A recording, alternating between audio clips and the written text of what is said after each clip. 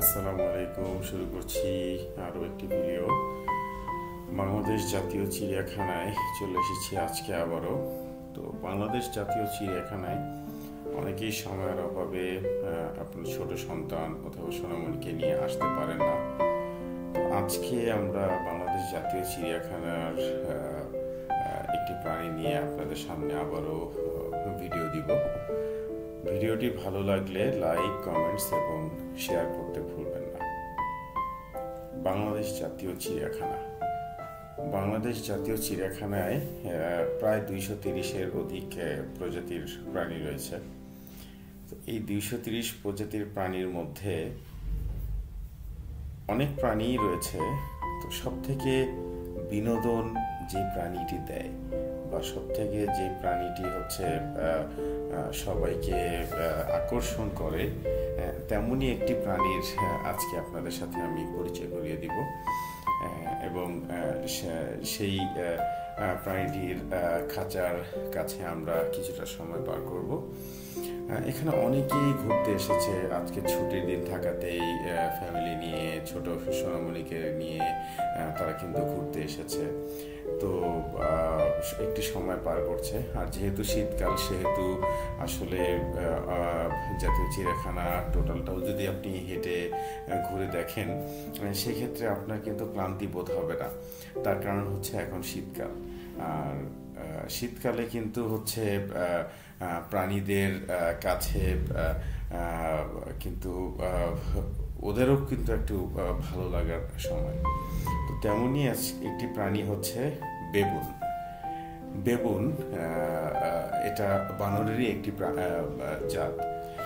তো বেবুনের আসলে কিছু বৈশিষ্ট্য রয়েছে। তো এরা অনেকটাই হচ্ছে মানুষের সান্নিধ্যে আসে এবং এখানে জাতীয় চিড়িয়াখানায় যে বেগুনটিকে আমরা দেখতে পাচ্ছি, সে বেগুনটি কিন্তু মানুষ অনেকে বাদাম দিচ্ছে, অনেকে চিপস দিচ্ছে। আসলে সে কিন্তু সেগুলো নিয়ে হচ্ছে খেয়ে ফেলতেছে এবং সবাইকে কিন্তু এই খাঁচার চারিপাশেই যে মানুষগুলো রয়েছে, যে সোনামণিগুলো বাবুগুলো রয়েছে, তাদেরকে কিন্তু সে খুব ভালোভাবে বিনোদন দিচ্ছে। এখন সে আরাম করে বসে আছে, আমরা দেখতে পাচ্ছি। এবং বসে বসে যারা বাদাম দিয়েছে, সে বাদামগুলো নিয়ে কিন্তু সে মুখে চিবোচ্ছে। তো এরা কিন্তু আসলে প্রচুর পরিমাণ কিন্তু এখানে হচ্ছে বাদাম খায়। তো এদের খাবারের তালিকায় থাকে ফলমূল, রুটি দেওয়া হয় এদেরকে সকালের দিকে। তো এরা কিন্তু খুব মজা করেই কিন্তু এখানে হচ্ছে সেগুলোকে খেয়ে থাকে। বেগুনকে সকালের দিকে পাউরুটি যখন দেওয়া হয় এবং সাথে হচ্ছে আপেল, মালটা, কলা, কমলা, এই ফলমূলগুলো বেশি দেওয়া হয়, পেয়ারা দেওয়া হয় এদেরকে।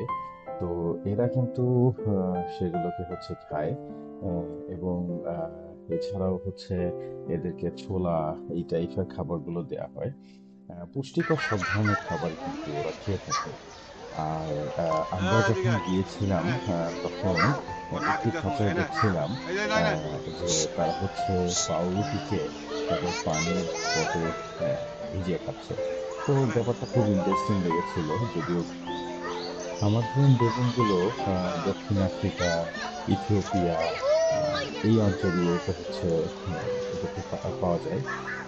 তো এই বেগুনগুলোর আসলে পুরুষ বেগুন 25 কেজি পর্যন্ত হয়ে থাকে এবং স্ত্রী বেগুনের ওজন 12 কেজির মতো হয়ে থাকে। তো আর এদের মূল বৈশিষ্ট্য হচ্ছে, এদের হচ্ছে প্রাপ্তবয়স্ক পুরুষের মাথা, ঘাড় ও কাঁধে রূপালী ধূসর রঙের কেশর রয়েছে।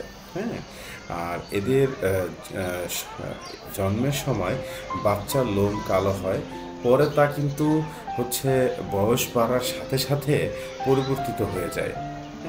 ধূসর ও বাদামি রং ধারণ করে তখন কিন্তু পূর্ণাঙ্গ কালারটা কিন্তু আসে, যেমনটা কিন্তু একে দেখলে কিন্তু বোঝা যাচ্ছে। আর বেবুনের কিন্তু আসলে এই হামাদ্রিয়াস বেবুনগুলো এরা কিন্তু অনেকটা কিন্তু হিংস্র মনোভাবও কিন্তু থাকে।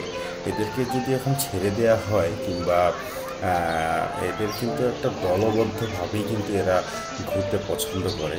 তো এদেরকে যদি আসলে ছেড়ে দেওয়া হয় সেক্ষেত্রে কিন্তু এরা কিন্তু যদি কোনো মানুষ তাদেরকে বিরক্ত করে বা এদেরকে যদি কোনোভাবে বিরক্ত বোধ হয় তাহলে কিন্তু তারা আক্রমণ করতে ছাড়ে না। তো আসলে এই ধরনের বেবুনগুলো কিন্তু আমরা চিড়িয়াখানাতে আসলেই শুধুমাত্র দেখতে পারবো। আর যারা দেখতে পারবে না তাদের জন্য তো আমি আছি। তো ভিডিওটি যদি ভালো লেগে থাকে তাহলে অবশ্যই লাইক, কমেন্টস এবং শেয়ার করতে কিন্তু ভুলবেন না।